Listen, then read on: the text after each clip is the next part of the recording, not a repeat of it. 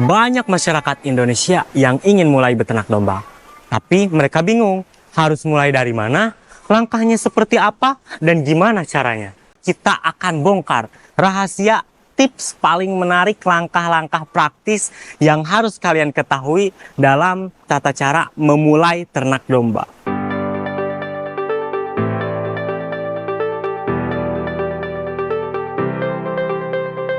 Assalamualaikum warahmatullahi wabarakatuh. Kembali lagi bersama kita di channel Pusat Domba.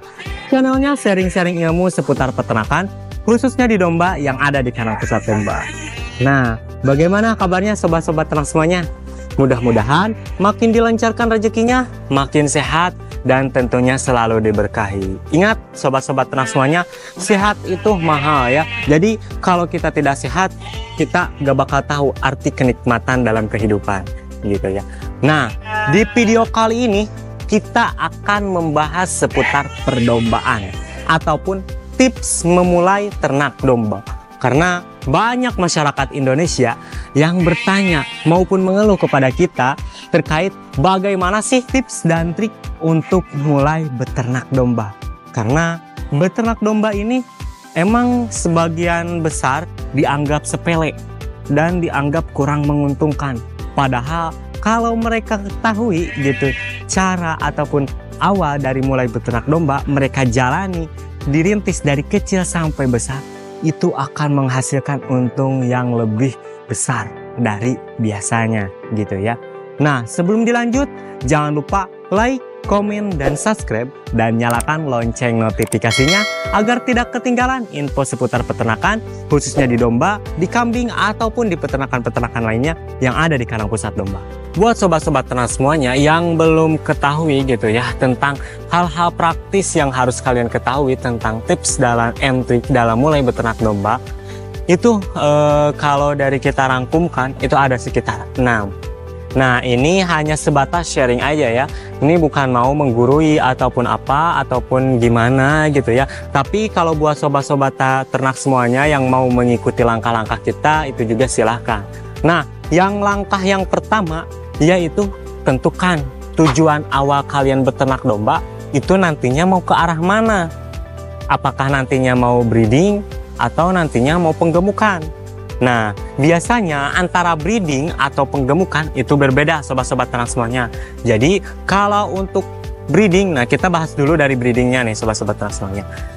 Nah, kalau untuk dari domba-domba breeding ataupun kita mulai beternak breeding gitu ya, yang pertama kita harus tentukan dulu bibit-bibitan yang nantinya kita jual biasanya antar para peternak. Nah, jadi perbedaan antara breeding ataupun fattening atau penggemukan itu biasanya dari penjualan ataupun hasil akhirnya. Nah, biasanya kalau breeding itu biasanya mereka kan jualnya bibitan-bibitan unggul ataupun bibitan-bibitan yang nantinya buat dibreedingkan kembali gitu. Ataupun ada sih sebagian yang emang rencana awalnya tujuannya breeding, cuma hasil dombanya rata-rata ke arah fattening, ada juga yang seperti itu. Ataupun yang dicampur breeding sama fattening itu ada juga. Nah, kalau untuk fattening itu langkah akhirnya itu ujung-ujungnya nanti larinya ke daging. Ataupun nanti biasanya sobat-sobat ternak semuanya hari akhir nanti ataupun hari raya Idul Kurban ataupun hari raya kurban. Nah, biasanya banyak sohibu-sohibu kurban yang mencari domba-domba ataupun kambing-kambing dengan bibitan-bibitan yang paling biasa-biasa ataupun ramah di kantong mereka. Tetapi usia dombanya sudah cukup di umur atau masuknya ke arah pedaging gitu. Jadi itu sebagian besar, sebagian kecil dari perbedaan antara breeding ataupun fattening. Nah, yang kedua, kalau dari breeding sendiri, itu biasanya pemilihan untuk bibitan-bibitan domba itu biasanya kalau misalkan teman-teman nantinya mau ke arah breeding. Nah, teman-teman buatkan dulu satu jantan, misalkan teman-teman dari kecil dulu gitu ya, satu jantan 5 betina ataupun satu jantan 6 betina, itu juga bisa. Itu mah terserah teman-teman mau gimana, terkait breedingnya nanti mau gimana, bebas. Nah, untuk bibitan-bibitan tersendiri kami emang ada beberapa rekomendasi gitu ya, emang buat sobat-sobat ternak semuanya yang mau gitu ya untuk pembibitan dengan domba-domba unggulan.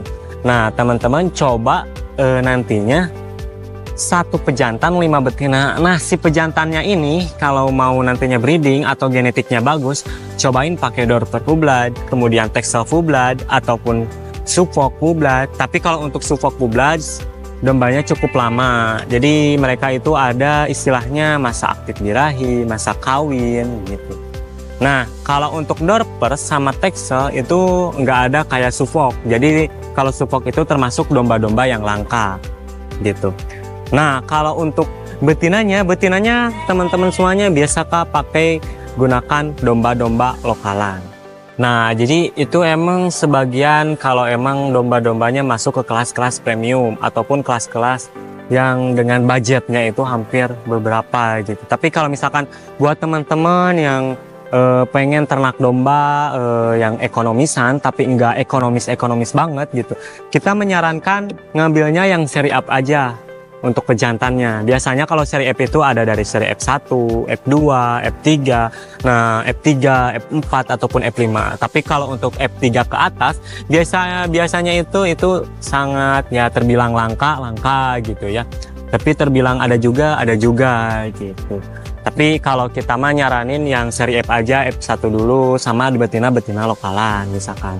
Tapi kalau misalkan teman-teman pengen yang lebih ekonomis gitu ya, cobain ternaknya di domba-domba lokalan seperti domba garutan, kemudian Texel, kemudian merino, ataupun dombos kayak gitu ya, ataupun ekor gemuk. Itu juga termasuk domba-domba lokalan gitu ya, lokal yang ada di Indonesia. Itu juga dengan budget ekonomis. Tapi dengan menghasilkan, kalau mau hasilnya lebih untung, biasanya domba-domba lokalan tersebut ada kriteria tertentu gitu. Semisalkan kan dari Garut, ada dari jenis pedaging ataupun Garut untuk kontes. Nah, biasanya itu yang menghasilkan untung yang lebih gitu buat para kita mau ternak domba. Karena biasanya kalau domba-domba kontes Garutan itu harganya itu setara dengan pejantan premium tadi, misalkan pejantan Suffolk, pejantan Dorper, bahkan harganya juga lebih mahal dibanding pejantan premium yang tadi. Nah, itu untuk pejantannya. Nah, kalau untuk betinanya, teman-teman cobain betinanya kalau mau genetiknya bagus, cobain dari Dorper, tetapi harganya juga bagus gitu. Tapi kalau misalkan yang mau ekonomisan, teman-teman cobain dari cross Texel, betina Garutan, kemudian domba-domba lokal yang ada di kita lah gitu. Itu juga bagus sebetulnya untuk pembibitan juga.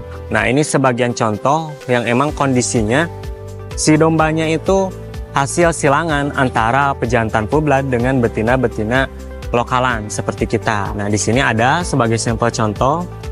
Nah, ini domba-domba dengan usia sekitar 8 bulanan, tapi itu dengan minimal budget premium gitu. Tapi ada juga yang misalkan yang crossingan ataupun yang cross Texel ataupun yang lainnya, itu juga ada di sebelah sana gitu. Jadi kita itu harus menentukan nantinya kita mau ke arah breeding ataupun fattening. Nah, yang kedua kan tadi breeding. Nah, ini fattening. Nah, biasanya kalau fattening itu biasanya nanti persiapan buat kurbanan ataupun nanti buat dijual lagi ke para tukang daging, tukang jagal, ataupun nantinya larinya ke pedaging lagi gitu. Biasanya itu per tahun. Kalau untuk kurbanan kan itu biasanya per tahun. Kalau untuk pedaging kan pasti nyarinya yang murah-murah gitu, ataupun domba-domba yang istilahnya domba-domba askir gitu. Nah, kalau untuk ke pedaging ini teman-teman saya saranin nyarinya yang pejantanan aja, jantanan aja.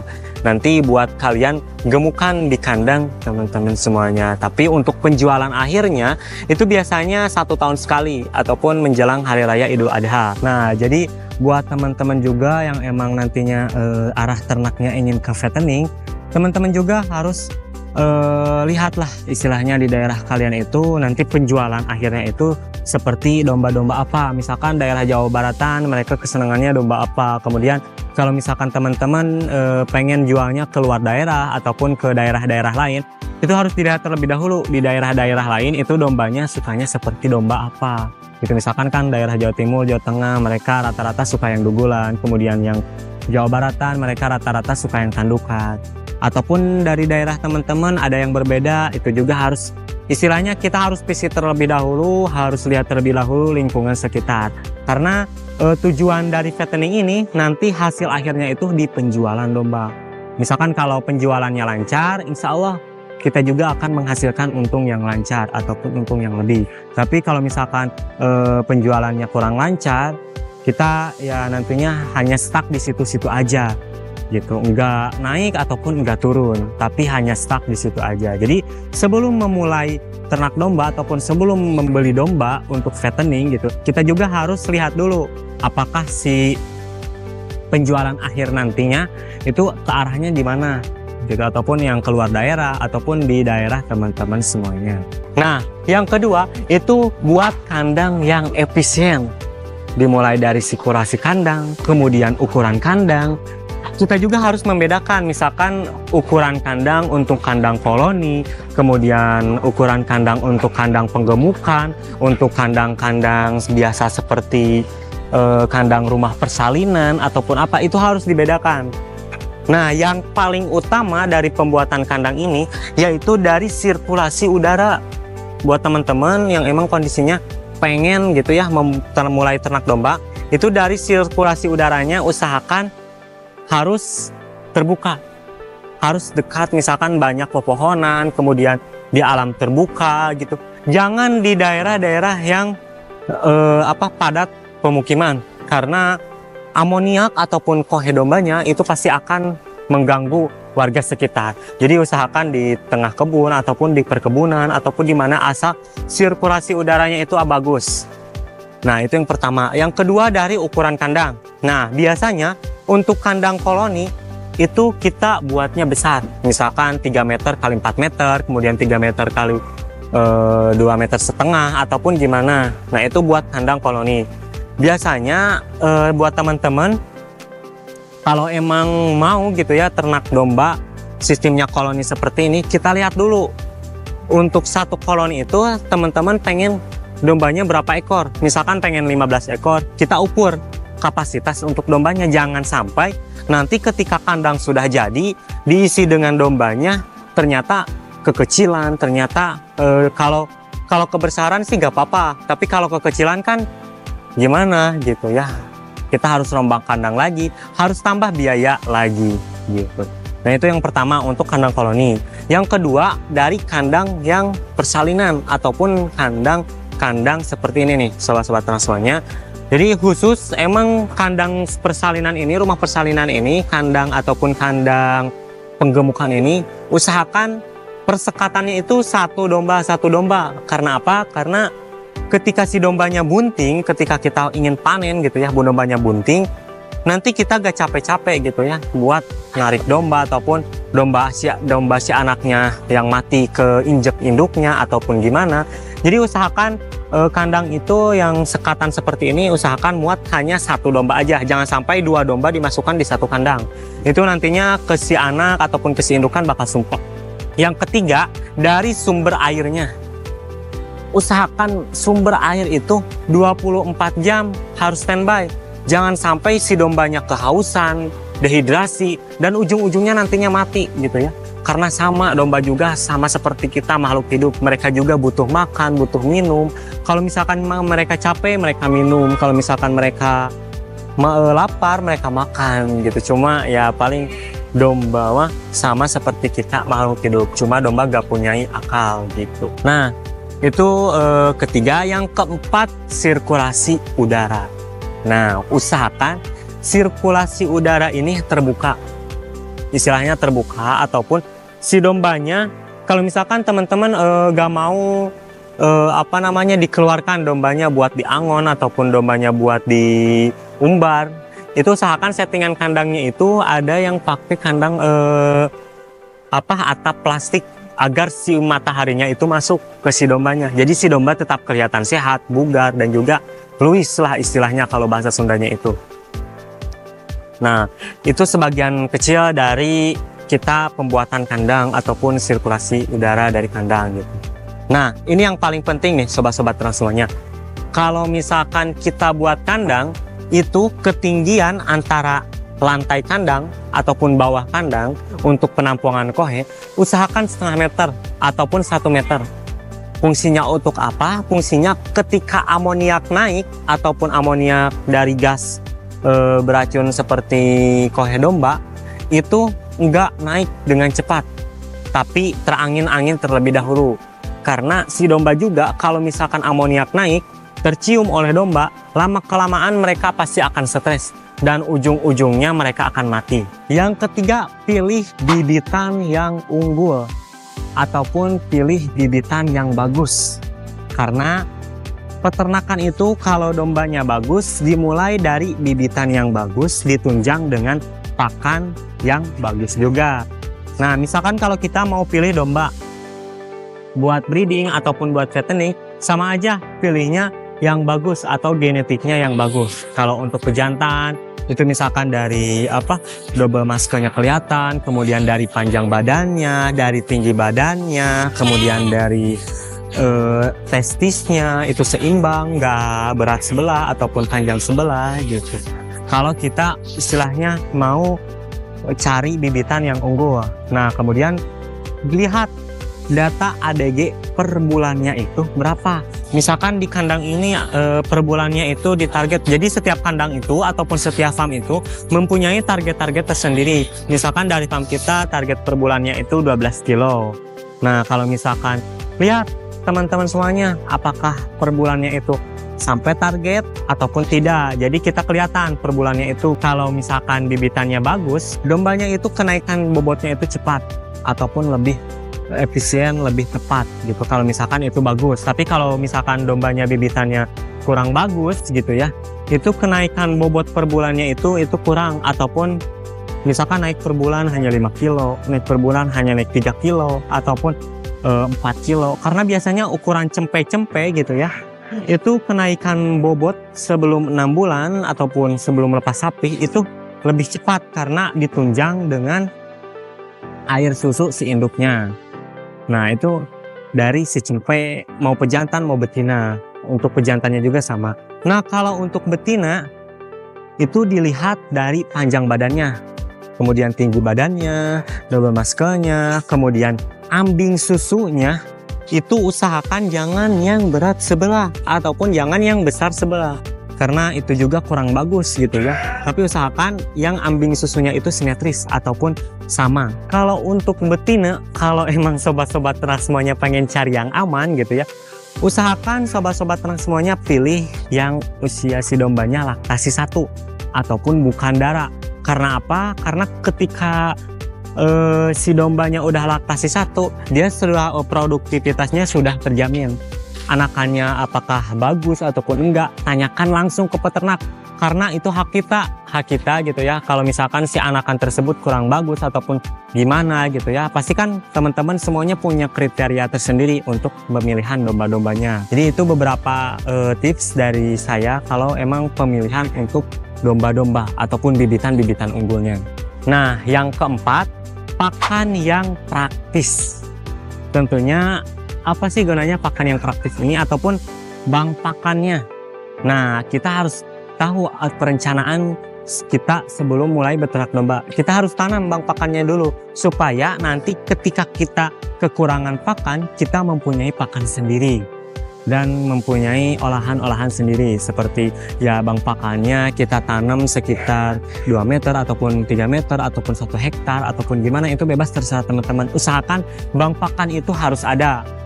Ataupun kalau mau praktis gitu ya, kalau pakannya mau awet gitu ya, usahakan teman-teman buat pakan silase. Itu mau pakan silase tembon jagung, kemudian pakan silase confit feed ataupun yang kayak gimana, itu mah bebas. Karena untuk pakan fermentasi ini ataupun silase ini itu sangat bagus untuk domba-domba yang kondisinya sudah dewasa, bukan domba-domba yang cempe. Nah, kalau kenapa sih domba-domba cempe nggak diberikan pakan silase? Karena si cempe-cempe tersebut masih aktif pertumbuhannya juga. Nah, yang kedua dari rumennya. Rumennya belum kuat, beda sama domba-domba dewasa. Kalau domba-domba dewasa udah kuat. Nah, kalau untuk domba-domba kecil, domba-domba cempe seperti itu usahakan berikannya kalau teman-teman pengen memberikan pakan untuk si cempe-cempe, usahakan pakai konsentrat ataupun rumput hijauan, mau dari indigo vera segar, mau dari pakcong, odots, ataupun seperti yang lainnya, itu usahakan yang hijauan aja. Kalau untuk konsentrat, usahakan pakai konsentrat untuk cempe. Jadi ada beberapa bahan-bahan pakan ya yang emang kondisinya praktis. Sekarang kan udah mulai praktis, udah mulai efisien dan juga menghemat waktu gitu ya. Jadi kita juga harus mempelajari bank pakannya terlebih dahulu. Nah, untuk jadwal pemberian pakan kita juga harus taruh. Tadi kan ada dua, ada breeding, ada fattening. Tapi kalau untuk pemberian pakan sama aja. Kalau misalkan untuk pemberian pakan di kandang pusat domba ataupun di kandang-kandang lainnya, itu juga kalian bisa lihat terlebih dahulu gimana sih cara pemberian pakannya. Kalau misalkan dari pagi itu jam 7 ataupun jam 8, kemudian siang jam 1 siang ataupun jam 2 siang gitu. Kalau sore biasanya kalau sore itu jam 5 sore ataupun jam 6, atau mau ditarik ke malamnya juga bisa itu juga. Nah, biasanya kalau untuk pemberian pakan malam itu yang akan menghasilkan daging untuk si domba-domba tersebut. Nah, jadi untuk jadwal pemberian pakannya juga ada jadwal-jadwal tertentu kalau emang nantinya kita mau ke pedaging. Nah, ada salah satu yang emang kondisinya udah diberikan pakan, tetapi kita juga harus ingat, harus tersedia air bersih. Nah, kadang-kala kan kalau pemberian air bersih, kalau misalkan kita pakai ember bolak-balik ngontrol, kita kan capek. Nah, saya mah ada rekomendasi gitu ya, buat kalian yang emang ingin praktis ataupun lebih hemat, lebih efisien waktu, kita coba gunakan pakai alat ataupun tempat minum praktis ataupun tempat minum yang modern. Seperti, jadi kita itu gak perlu capek bolak-balik ke sana ke sini gitu. Kita cuma cukup putarkan aja keran airnya seperti, ataupun kita mau setilkan contoh tempat minum praktis, kita bisa. Nah, di sana ada tempat contoh minum praktis, itu tinggal kita putarkan aja kerannya, kemudian nanti si dombanya akan, moncongnya itu akan menyentuh area yang warna hitam itu, nanti keluar airnya secara praktis. Nah, ketika kita mau pembersihan juga, itu cukup dibersihkan aja, dilihat, dikontrol.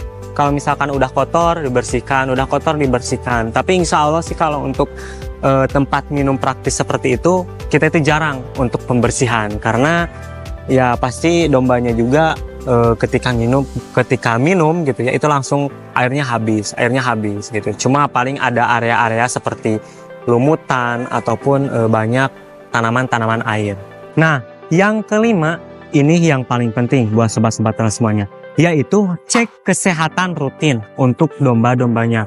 Jadi meskipun kita beternak domba, kita itu harus ngecek kesehatan si dombanya. Apakah si dombanya ada yang loyo, ataupun ada yang mencret, ataupun apa. Itu harus terkontrol setiap harinya. Jadi ketika kita sudah pemberian pakan, kita itu jangan langsung pulang, tapi kita kontrol terlebih dahulu si dombanya.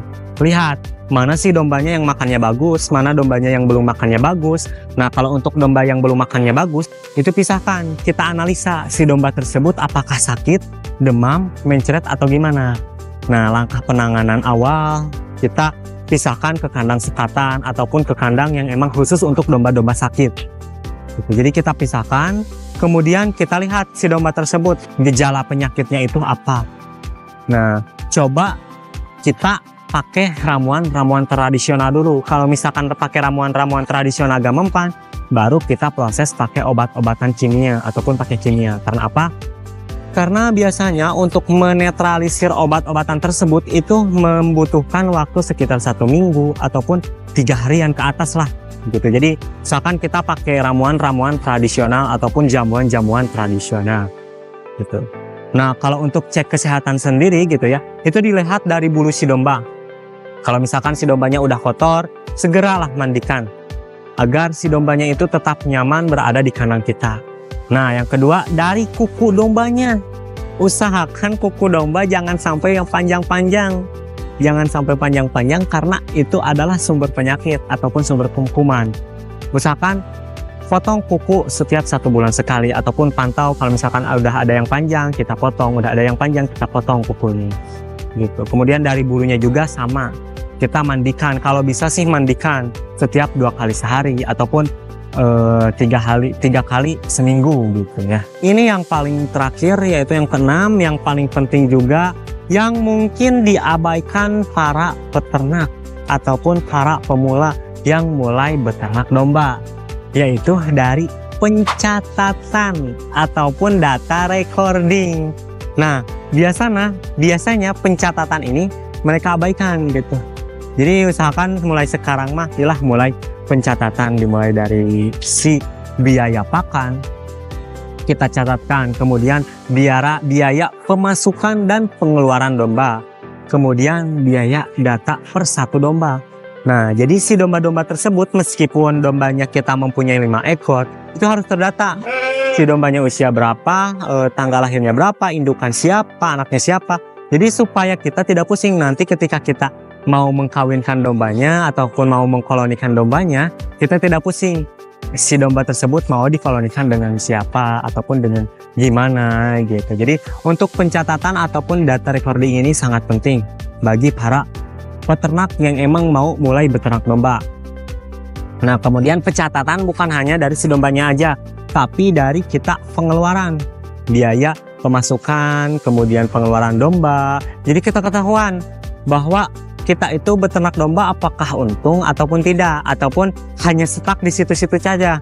Kalau misalkan hanya stuck di situ-situ saja, kita tingkatkan lagi performanya, tingkatkan lagi ternak dombanya. Kalau misalkan kita ada penurunan, kita mulai revisi gimana sih cara beternak domba ataupun yang emang kondisinya menguntungkan. Jadi itu adalah beberapa hal ataupun beberapa teknis ataupun tips and tricks yang harus kalian para peternak ataupun kalian para pemula ataupun masyarakat Indonesia yang harus kalian ketahui tentang memulai ternak domba sebelum kalian terjun ke ternak domba.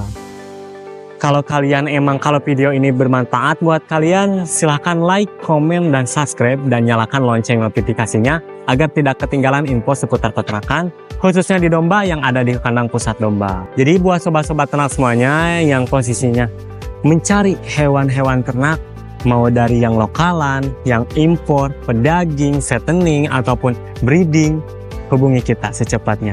Karena insya Allah kita akan menjaga ya, ataupun istilahnya memberikan pelayanan terbaik buat teman-teman yang emang mau sungguh-sungguh untuk mulai beternak domba. Jadi sebelum dilanjut, jangan lupa like, komen, dan subscribe, dan nyalakan lonceng notifikasinya. Dan share video kita sebanyak-banyaknya ke orang lain, agar mereka yang belum mengetahui tentang peternakan domba ataupun mulai beternak domba, mereka segera terinspirasi dari video kita. Gitu ya. Jangan lupa sebelum dilanjut, salam ternak, salam ngarit, jaya terus peternakan Indonesia. Pusat breeding, pusat domba lah.